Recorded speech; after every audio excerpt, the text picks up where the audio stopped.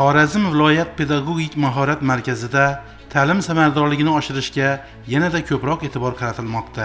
Ayniqsa, markaz tomonidan xorijiy mamlakatlardagi nufuzli oliy ta'lim dargohlari tajribasini o'rganish va uni pedagoglar mahoratini oshirish jarayoniga tatbiq etishga katta e'tibor qaratilgan. Jumladan markaz direktori yaqinda Turkiyaning Istanbul shahrida bo'lib o'tgan nufuzli ilmiy anjuman Euro 2026 oliy ta'lim bo'yicha Yevrosiyo sammitida qatnashib, bir qator oliy ta'lim dargohlari bilan o'zaro hamkorlik bo'yicha memorandumlar imzolagani xalqaro hamkorlikni yanada yuqori bosqichga olib chiqdi.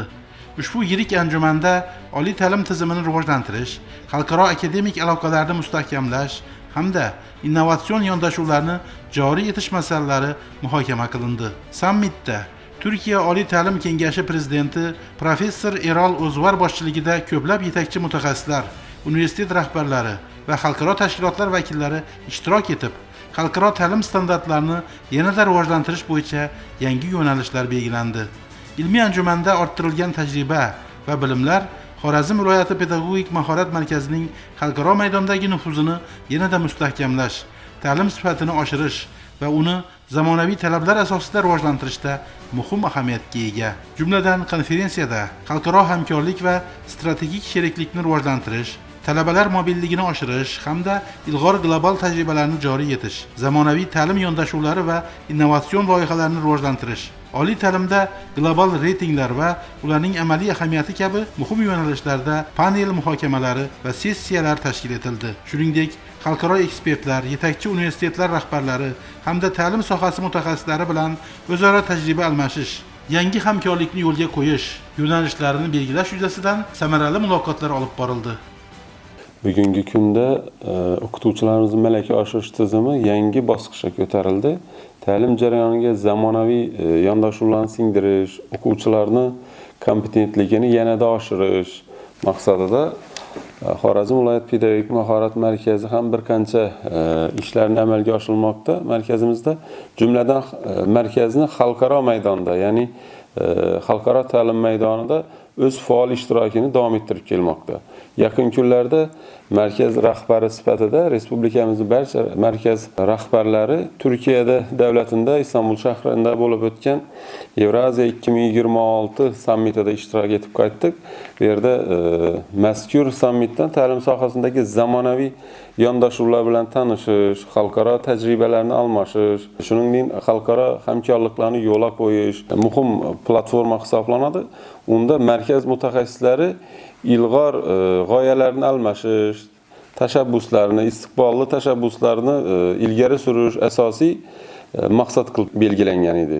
Ushbu ishtirokimiz orqali Xorazm viloyati pedagogik mahorat markazini xalqaro hamkorlik doirasini kengaytirish va ta'lim sifatini yanada oshirish ko'zda tutilgan. Bunda bizlar uchun ko'makdosh bo'lgan tashkilotlarda mazkur sammitda NITSE tashkiloti bilan hamkorlikda amalga oshirildi.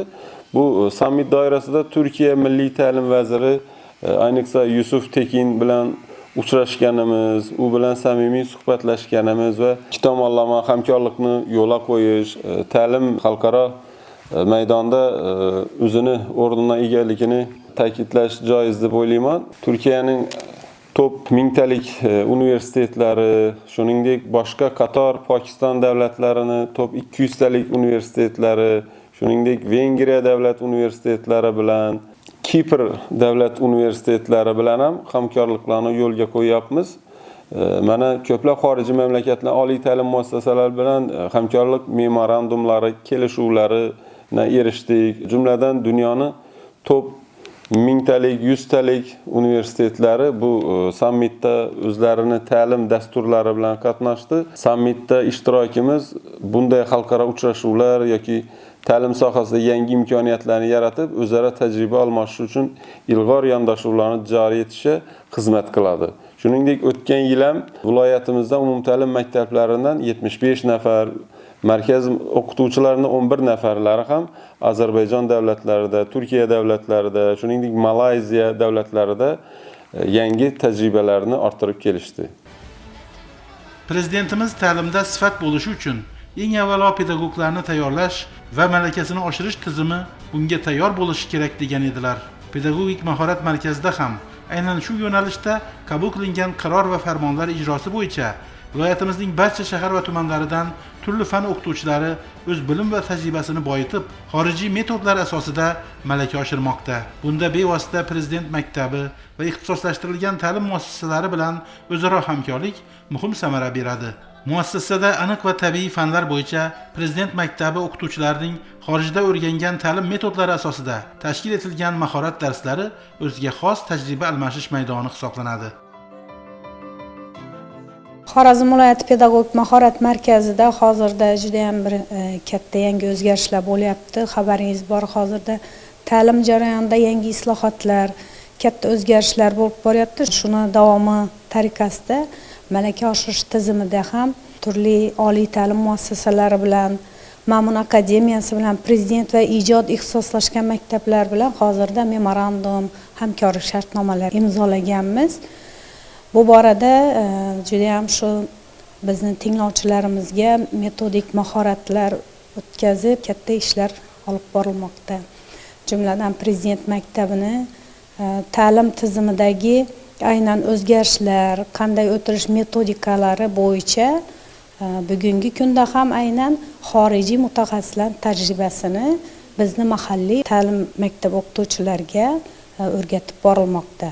Bunda zamonaviy ta'lim texnologiyalari, innovatsion metodlar va albatta sun'iy intellektdan foydalanish jarayonlari ko'zda tutilgan. Hozirda shu bo'yicha mahorat darslari ham olib borilmoqda. Qolaversa, markazimiz aynan Ma'mun akademiyasini yonida joylashgani ham bu bizni albatta yutug'imiz.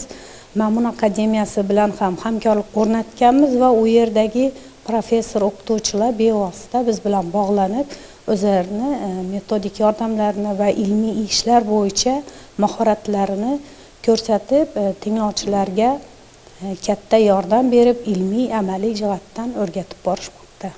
Bu o'zaro hamkorliklar albatta ta'lim sifatini oshirishga qaratilgan va ayni damda o'zini yaxshi natijalarini berib bormoqda. Zamonaviy ta'limning dolzarb masalalaridan biri maktabgacha va maktab ta'limi yo'nalishida mutaxassislar tayyorlash hamda ularning malakasini oshirishdan iborat. Jumladan bu borada xalqaro hamkorlikning yo'lga qo'yilishi, raqamli texnologiyalarni ta'limda qo'llash bo'yicha tajribalarni oshirish, zamonaviy metodikalar bilan tanishuv va boshqa dolzarb masalalar mahoratli pedagoglarning ochiq muloqot va foydali tajriba almashinuvi muhim samara beradi. Bu borada muassasada o'tkazilgan zakovat intellektual o'yini maktabgacha ta'lim yo'nalishi va musiqa ta'limi o'qituvchilarining zukkoligini oshirishga xizmat qildi. Bilimlar bellashuvida sun'iy intellekt imkoniyatlari hamda innovatsion o'qitish uslublari, yangi ta'lim metodlari qamrab olindi. Zakovat intellektual o'yini yoshlar nafaqat bilim olishga, balki ularni ijodiy rivojlanishga, yanada o'z ustida ishlashga, mantiqiy fikrlashga, tezkor qarorlar qabul qilish, tezkor fikrlashga undaydi. Bugungi pedagogik mahorat markazimizda o'tkazilayotgan bu intellektual o'yin maktabgacha ta'lim tashkiloti tarbiyachilari o'rtasida va musiqa yo'nalishi bo'yicha tinglovchilari o'rtasida o'tkazilayotgan o'yin hisoblanadi va bu ularni o'zaro do'stona munosabatlarni o'rnatishga ham yordam beradi. Bugungi kunda maktabgacha ta'lim tizimining boshlang'ich bo'g'ini hisoblanadi va davlatimiz tomonidan ham bugungi kunda maktabgacha ta'limga katta e'tibor berilmoqda. Chunki bugungi yoshlar ertangi kunning quruvchilaridir, kelajakning bunyodkorlaridir. Yangi O'zbekiston o'sib kelayotgan yetuk barkamol yoshlar qo'lidadir. Maktabgacha ta'limda ilk qadam davlat o'quv dasturiga kiritilgan zakovat o'yinlari bolalarni yanada bilimini oshirishga, o'z ustida ishlashga, intellektual rivojlanishga yordam beradi. Viloyat pedagogik mahorat markazida xorijiy til o'qituvchilarining malakasini oshirishda mavjud milliy madaniy markazlar bilan hamkorlik muhim samara beradi. Shu bois rus tili fani o'qituvchilarining pedagogik mahoratini oshirishda Rus milliy madaniy markazi bilan doimiy hamkorlik ham yo'lga qo'yilgan. Viloyat pedagogik mahorat markazimizning rus tili fani o'qituvchilari kursimizda viloyatning tumanlaridan kelgan tinglovchilarimiz dasturlari bo'yicha ma'ruza va amaliy darslar bilan qatorda markazimizda seminar trening mahorat darslari tez o'tkazilib turadi. Mana aprel oyimizda tinglovchilarimiz qatorida viloyat rus markazi rahbari Stepankova Tatyana Anatolievna faol ishtirok qilyapti. Bugungi kunda u rus udumlari va urf-odatlari haqida mana mahorat darsi o'tkazyapti.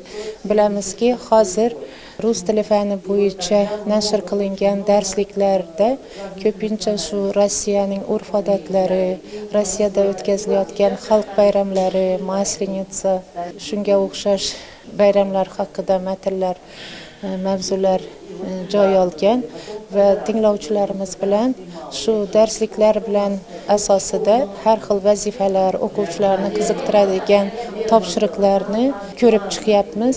Shuningdek, rejamizda hozir Rossiya Federatsiyasi maktablari bilan O'zbekiston vazirligi hamkorlikda zo'r klass loyihasi asosida viloyatimizning tumanlarida har bir maktabda Rossiyadan kelgan o'qituvchilar ham dars beryapti va tez kunlarda biz shuni viloyat rus markazi bilan hamkorlikda shu o'qituvchilar bilan birga navbatdagi mahorat darsini rejalashtiryapmiz. Xorijiy tajriba asosida olib borilgan dars mashg'ulotlari bevosita kasbiy rivojlantirish uslublarini joriy etish, pedagoglar o'zlarining nutqiy qobiliyatini yana bir bor sinovdan o'tkazish imkoniyatiga ega bo'ldilar. Milliy madaniy markazlar bilan hamkorlikda o'tkazilgan mashg'ulotlar pedagoglarning diqqat, iroda, sabr-toqat, ruhiy barqarorlikka erishishiga xizmat qildi. Aynan mana shunday mashg'ulotlar orqali pedagoglar o'z ustida ishlashni, maqsadga intilishni, intizomli bo'lishga o'rganadilar. Русского культурного центра сегодня в нашем... Bugun bizning guruhimizda mahorat darsi o'tkazilmoqda. Unda Rus madaniyati markazi vakillari viloyatimizdagi markazning faoliyati va ijodiy ishlar haqida so'zlab berdilar. Seminar davomida biz an'analarni, marosimlarni, madaniyat va albatta rus tilini qanday targ'ib qilish bo'yicha yangicha uslublarni innovatsion texnologiyalar yordamida o'rganmoqdamiz. Viloyatimizda biz rus tili bo'yicha bilimlarimizni oshirishga imkon beradigan barcha qulayliklarga ega pedagoglar mahorat markazi faoliyati olib borayotgandan mamnunmiz. Markaz professor o'qituvchilariga o'z minnatdorchiligimni bildiraman va katta rahmat aytaman. Biz bu yerda olgan bilim va ko'nikmalarni, yangicha metodlarni keyin o'z maktablarimizda ham qo'llaymiz. Bugun men Rus milliy madaniyati markazi an'analari, rus xalqining madaniyati va tarixi haqida aytib berganlarim, bularning barchasi bizga hayotimizda va viloyatning barcha maktablarida rus tili darslarida yordam beradi. На наших уроках русского языка во всех школах области. Viloyat pedagogik mahorat markazida yana bir nufuzli seminar tashkil etildi. O'zbekistonda iqlim ta'limi orqali yoshlarning yetakchilik qobiliyatlarini kengaytirish va rivojlantirish mavzusida o'tkazilgan seminar trening muhim ahamiyatga ega bo'ldi. 3 kunlik o'quv seminarida iqlim o'zgarishi muammolarini ta'lim jarayoniga tatbiq etish bo'yicha trenerlar tayyorlash maqsad qilib olindi. Ushbu muhim loyihaga ko'ra markazda master trenerlarni tayyorlash orqali butun O'zbekiston bo'ylab 50 ming nafar o'qituvchi va 1.300.000 nafardan ortiq o'quvchilarni qamrab oladigan kaskadli o'qitish tizimi yo'lga qo'yiladi. O'quv dasturiga kiritilgan ushbu seminar trening mavzusi mazmun mohiyat jihatidan keyingi yillarda o'quv dasturlarida iqlim o'zgarishidan barcha yoshlarni boxabar qilish, ularning yetakchilik qobiliyatlarini rivojlantirish hisoblanadi. Seminar trening ishtirokchilari, master trenerlar va hamda mentor o'qituvchilarni yetakchilik qobiliyatlarini rivojlantirish uchun harakatda bo'lamiz. Bu mavzuni yoshlarga ko'proq sun'iy intellekt yordamida yetkazish hamda innovatsion metodikalardan foydalangan holda yoshlarni yetakchilik qobiliyatlarini o'stirishga qaratamiz. 3 kunlik seminar treningda kelajak avlodni barqaror ertangi kun uchun zarur bo'lgan yashil ko'nikmalar bilan qurollantirish va o'qituvchilarga bu borada eng ilg'or bilimlarni berish maqsad qilingan. Мы представляем новую программу, которая проходит во всех регионах Узбекистана. Сегодня мы в Хиве. Эта программа продвигает климатическое образование в школах всех регионах нашей республики. Biz O'zbekistonning barcha hududlarida o'tkazilayotgan yangi dasturlarni taqdim etamiz. Bugun biz Xivadamiz. Bu dastur respublikamizning barcha hududlaridagi maktablarda iqlim ta'limini rivojlantirishga qaratilgan. So'nggi paytlarda iqlim o'zgarishi barcha darajadagi kun tartibida birinchi o'ringa chiqmoqda va hukumatimiz bunga katta e'tibor qaratmoqda. Toki farzandlarimiz, o'quvchilarimiz hozirgi kunda iqlim bilan sodir bo'layotgan muammolarni, ularni qanday hal qilishni, kundan kunga murakkablashib borayotgan sharoitlarga qanday moslashishni yaxshiroq va chuqurroq tushunsinlar.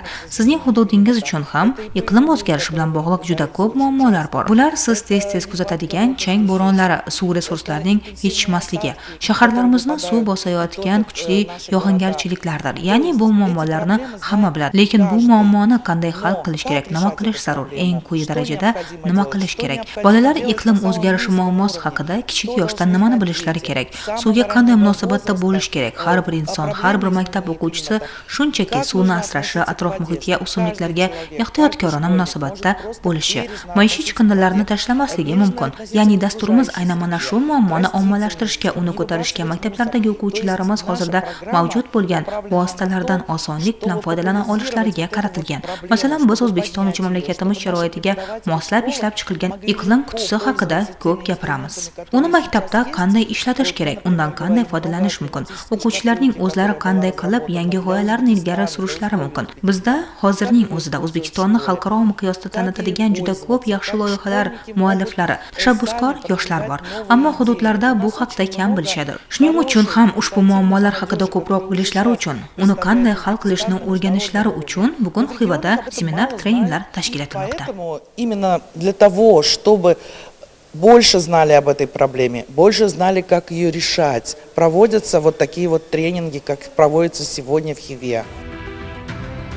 O'quv seminari Maktabgacha va Maktab ta'limi vazirligi, Birlashgan Millatlar Tashkiloti ta'lim dasturi, Zamin xalqaro jamoat fondi va Ta'lim hamma narsadan ustun jamg'armasi bilan hamkorlikda amalga oshirildi. O'zbekistonning barqaror rivojlanish maqsadlariga erishish yo'lidagi sa'y-harakatlarni qo'llab-quvvatlash maqsadida tashkil qilinayotgan bugungi seminar trening mashg'ulotlari mana ilk kunidamiz. Birinchi mashg'ulotlarimizdan mana boshlangan sa'y-harakatlar, mana bu treninglar yordamida o'quvchilarga mana shu iqlim o'zgarishi bo'yicha bilimlarni qanday egallash, ko'nikmalarni hosil qilish bo'yicha seminar treninglar boshlanib ketdi. Buning maqsadi mana shu ta'lim jarayoniga, ayniqsa tabiiy fanlarni, aniq fanlarni o'qitishda dars jarayonlariga qanday singdirish, o'quvchilarda mana shu 21-asr ko'nikmalarini shakllantirish bo'yicha iqlim o'zgarishiga tayyorgarlikni dars jarayonlarida qanday olib borish bo'yicha ko'nikmalar hosil qilish bo'yicha mashg'ulotlar boshlanib ketdi. Buning asosida mana shu O'zbekistonda iqlim o'zgarishiga sabab bo'luvchi omillar, ob-havoning o'zgarishiga, mana bu cho'llanish, qurg'oqchilik, suv tanqisligining olib keluvchi sabablari ilmiy jihatdan asoslangan tarzda ularni bartaraf etish bo'yicha qanday ko'nikmalar bo'lishi kerak o'quvchilarda. Mana shu bo'yicha chiroyli ilmiy ma'lumotlar, yetarlicha ma'lumotlar berilmoqda. Xorazm viloyati pedagogik mahorat markazida hamkor tashkilotlar bilan birgalikda maktablarda iqlim ta'limini joriy etishga qaratilgan seminar treningning ikkinchi kuni ham qizg'in va samarali tarzda davom etdi. Ushbu muhim tashabbus doirasida ishtirokchilarning iqlim o'zgarishi, ekologik ta'lim, zamonaviy o'qitish metodikalari bo'yicha bilim hamda ko'nikmalarni rivojlantirishga e'tibor qaratildi. Shu bois trening jarayonida ishtirokchilar iqlim o'zgarishiga oid ilmiy bilimlar, ushbu mavzuni turli fanlarga integratsiya qilish yo'llari hamda zamonaviy o'qitish metodikalari bilan yaqindan tanishdilar. Bugungi jarayondan asosiy maqsad iqlim o'zgarishi bo'yicha yoshlarga beriladigan ta'lim dasturlariga o'zgarish va qo'shimchalar kirgizishdan iborat. Masalan, tabiiy va aniq fanlar bo'yicha darsliklar va o'quv dasturlari yangilanmoqda.